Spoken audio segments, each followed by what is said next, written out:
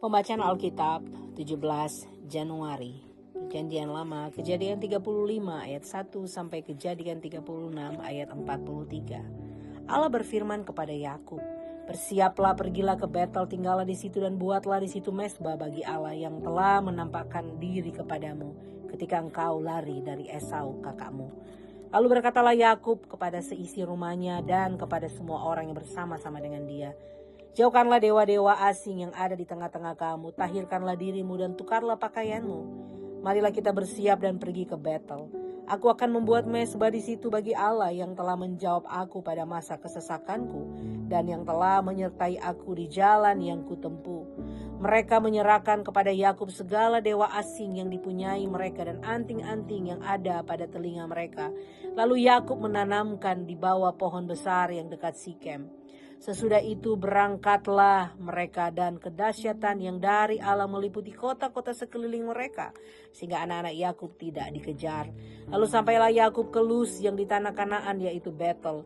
Ia dan semua orang yang bersama-sama dengan dia, didirikannya lah mezbah di situ, dan namanya lah tempat itu El Betel, karena Allah telah menyatakan diri kepadanya di situ ketika ia lari terhadap kakaknya. Ketika Deborah inang pengasuh Ribka mati, dikuburkanlah ia di sebelah hilir Betel di bawah pohon besar yang dinamai orang pohon besar penangisan. Sebab Yakub datang dari padang Aram, maka Allah menampakkan diri pula kepadanya dan memberkati dia. Firman Allah kepadanya, "Namamu Yakub, sekarang namamu bukan lagi Yakub melainkan Israel. Itulah yang akan menjadi namamu." Maka Allah menamai dia Israel. Lagi firman Allah kepadanya, "Akulah Allah yang maha kuasa, beranak cuculah dan bertambah banyak. Satu bangsa, bahkan sekumpulan bangsa-bangsa akan terjadi daripadamu, dan raja-raja akan berasal daripadamu. Dan negeri ini yang telah kuberikan kepada Abraham dan kepada Ishak akan kuberikan kepadamu dan juga kepada keturunanmu." Lalu naiklah Allah meninggalkan Yakub dari tempat ia berfirman kepadanya. Kemudian Yakub mendirikan tugu di tempat itu, yakni tugu batu. Ia mempersembahkan korban curahan dan menuangkan minyak di atasnya. Yakub menemui tempat itu, tempat di mana Allah telah berfirman kepadanya, Betel. Sudah itu berangkatlah mereka dari Betel. Ketika mereka tidak berapa jauh lagi dari Efrata, bersalinlah Rahel, dan bersalinlah itu sangat sukar. Sedang ia sangat sukar bersalin, berkatalah bidan kepadanya, "Janganlah takut, sekali ini pun anak laki-laki yang kau dapat." Dan ketika ia hendak menghembuskan nafas, sebab ia mati, kemudian diberikannya lah nama Ben-Oni kepada anak itu, tetapi ayahnya menamainya Benyamin. Demikianlah Rahel mati, lalu ia dikuburkan di sisi jalan Efrata, yaitu Bethlehem. Yakub mendirikan tugu di atas kuburnya, itulah tugu kubur Rahel sampai sekarang. Sudah itu berangkatlah Israel, lalu ia memasang kemahnya di seberang Migdal Eder.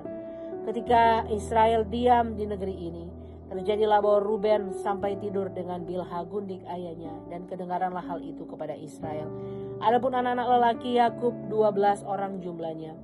Anak-anak Lea ialah Ruben, anak sulung Yakub, kemudian Simeon, Lewi, Yehuda, Isaskar, dan Sebulon. Anak-anak Rahel ialah Yusuf dan Benyamin. Dan anak-anak Bilha budak perempuan Rahel ialah Dan serta Naftali. Dan anak-anak Silpa budak perempuan Lea, Gad, dan Asher. Itulah anak-anak lelaki Yakub yang dilahirkan baginya di Padan Aram. Lalu sampailah Yakub kepada Ishak ayahnya di Mamre dekat Kiryat Arba. Itulah Hebron, tempat Abraham dan Ishak tinggal sebagai orang asing. Adapun umur Ishak 180 tahun. Lalu meninggallah Ishak. Ia mati dan dikumpulkan kepada kaum leluhurnya. Ia tua dan suntuk umur. Maka Esau dan Yakub anak-anaknya itu menguburkan dia. Inilah keturunan Esau, yaitu Edom. Esau mengambil perempuan-perempuan Kanaan menjadi istrinya, yakni Ada anak Elon orang Het, dan Oholibama anak Ana anak Sibeon orang Hewi, dan Basmat anak Ismail adik Nebayot. Ada melahirkan Elifas bagi Esau, dan Basmat melahirkan Rehuel, dan Oholibama melahirkan Yeusi, Yaelam, dan Korah. Itulah anak-anak Esau yang lahir baginya di tanah Kanaan. Esau membawa istri-istrinya, anak-anaknya lelaki dan perempuan, dan semua orang yang ada di rumahnya. ternaknya, segala hewannya, dan segala harta bendanya yang telah diperolehnya di tanah Kanaan. Lalu pergilah ia ke negeri lain, dan ia meninggalkan Yakub adiknya itu, sebab harta milik mereka terlalu banyak, sehingga mereka tidak dapat tinggal bersama-sama, dan negeri penumpangan mereka tidak dapat memuat mereka karena banyaknya ternak mereka itu. Maka menetaplah Esau di pegunungan Seir. Esau itulah Edom.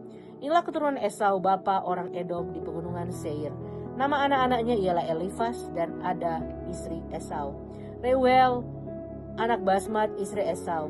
Anak-anak Elifas ialah Teeman, Omar, Sefo, Gaetam, dan Kenas. Timnah adalah gundik Elifas, anak Esau. Ia melahirkan Amalek bagi Elifas. Itulah cucu-cucu Ada, Esau, istri Esau. Inilah anak-anak Reuel, Nahat, Serah, Syama, dan Misa. Itulah cucu-cucu Basmat, istri Esau. Inilah anak-anak Oholibama, istri Esau itu, anak Sibeon. Ia melahirkan bagi Esau Yeusi, Yaelam, dan Korah.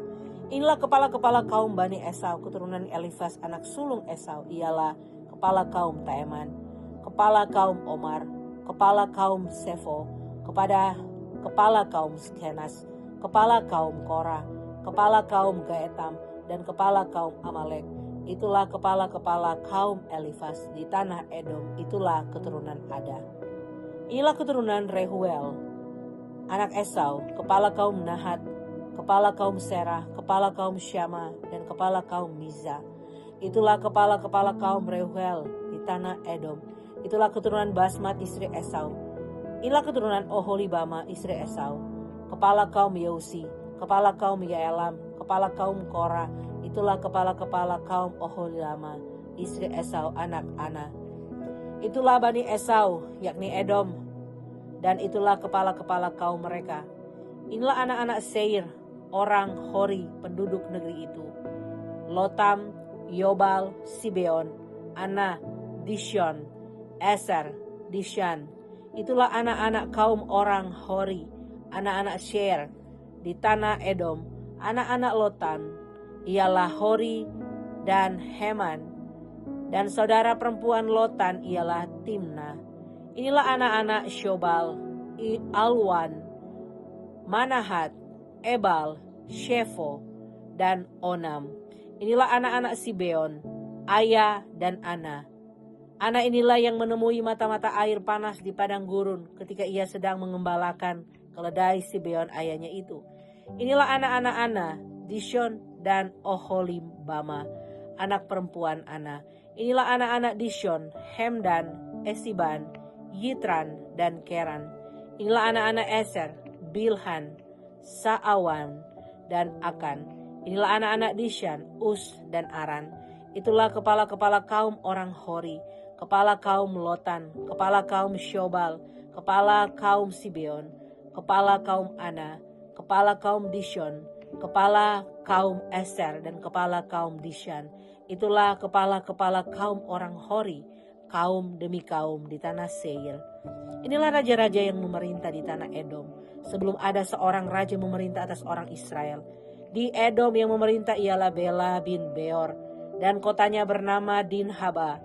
Setelah Bela mati, Yobab bin Serah dari Bosra menjadi raja menggantikan dia. Setelah Yobab mati, Hushan dari negeri orang Teeman menjadi raja menggantikan dia. Setelah Husham mati, Hadad bin Bedad menjadi raja menggantikan dia. Dialah yang memukul kala orang Midian di daerah Moab, dan kotanya bernama Awit. Setelah Hadad mati, Samla dan Masreka menjadi raja menggantikan dia. Setelah Samla mati, Saul dari Rehobot yang di pinggir sungai menjadi raja menggantikan dia. Setelah Saul mati, Baal-Hanan bin Akbor menjadi raja menggantikan dia. Setelah Baal-Hanan bin Akbor mati, Hadar menjadi raja menggantikan dia. Kotanya bernama Pahu dan istrinya bernama Mahetabel binti Matred binti Mesahab. Inilah nama kepala-kepala kaum Esau menurut kaum dan tempat mereka, dengan nama mereka masing-masing: kepala kaum Timna, kepala kaum Alwa, kepala kaum Yetet, kepala kaum Oholibama, kepala kaum Ela, kepala kaum Pinon, kepala kaum Kenas, kepala kaum Teeman, kepala kaum Misar, kepala kaum Magdiel, dan kepala kaum Iram. Itulah kepala-kepala kaum Edom menurut tempat kediaman mereka di tanah milik mereka. Edom ialah Esau, bapa orang Edom. Pembacaan dari Matius 12 ayat 1 sampai 21. Pembacaan dari Perjanjian Baru. Pada waktu itu pada hari Sabat, Yesus berjalan di ladang gandum. Karena lapar, murid-muridnya memetik bulir gandum dan memakannya. Melihat itu berkatalah orang-orang Farisi kepadanya, "Lihatlah, murid-muridmu berbuat sesuatu yang tidak diperbolehkan pada hari Sabat." Tetapi jawab Yesus kepada mereka, "Tidakkah kamu baca apa yang dilakukan Daud ketika ia dan mereka yang mengikutinya lapar? Bagaimana ia masuk ke dalam rumah Allah, dan bagaimana mereka makan roti sajian yang tidak boleh dimakan baik olehnya maupun oleh mereka yang mengikutinya, kecuali oleh imam-imam? Atau tidakkah kamu baca dalam kitab Taurat bahwa pada hari-hari Sabat imam-imam melanggar hukum Sabat di bait Allah, namun tidak bersalah? Aku berkata kepadamu, di sini ada yang melebihi bait Allah. Jika memang kamu mengerti maksud firman ini, yang kukehendaki ialah belas kasihan dan bukan persembahan, tentulah kamu tidak menghukum orang yang tidak bersalah. Karena Anak Manusia adalah Tuhan atas hari Sabat. Setelah pergi dari sana, Yesus masuk ke rumah ibadat mereka. Di situ ada seorang yang mati sebelah tangannya. Mereka bertanya kepadanya, "Bolehkah menyembuhkan orang pada hari Sabat?" Maksud mereka ialah supaya dapat mempersalahkan dia. Tetapi Yesus berkata kepada mereka, "Jika seorang dari antara kamu mempunyai seekor domba dan domba itu terjatuh ke dalam lubang pada hari Sabat, tidakkah ia akan menangkapnya dan mengeluarkannya? Bukankah manusia jauh lebih berharga daripada domba? Karena itu boleh berbuat baik pada hari Sabat." Lalu kata Yesus kepada orang itu, "Ulurkanlah tanganmu." Dan ia mengulurkan tangannya. Maka pulihlah tangannya itu dan menjadi sehat seperti tangannya yang selain. Lalu keluarlah orang-orang Farisi itu dan bersekongkol untuk membunuh dia. Tetapi Yesus mengetahui maksud mereka, lalu menyingkir dari sana. Banyak orang mengikuti Yesus dan ia menyembuhkan mereka semuanya. Ia dengan keras melarang mereka memberitahukan siapa dia, supaya genaplah firman yang disampaikan oleh Nabi Yesaya. "Lihatlah, itu hambaku yang kupilih, yang kukasihi, yang kepadanya jiwaku berkenan. Aku akan menaruh rohku ke atasnya, dan ia akan memaklumkan hukum kepada bangsa-bangsa. Ia tidak akan berbantah dan tidak akan berteriak, dan orang tidak akan mendengar suaranya di jalan-jalan.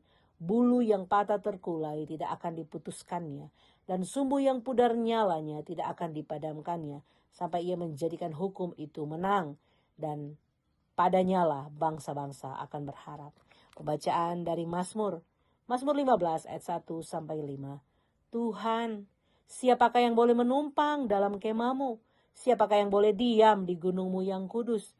Yaitu dia yang berlaku tidak bercela, yang melakukan apa yang adil dan yang mengatakan kebenaran dengan segenap hatinya, yang tidak menyebarkan fitnah dengan lidahnya, yang tidak berbuat jahat terhadap temannya, dan yang tidak menimpakan celah kepada tetangganya, yang memandang hina orang yang tersingkir, tetapi muliakan orang yang takut akan Tuhan, yang berpegang pada sumpah walaupun rugi, yang tidak meminjamkan uangnya dengan makan riba, dan tidak menerima suap melawan orang yang tidak bersalah. Siapa yang berlaku demikian tidak akan goyah selama-lamanya."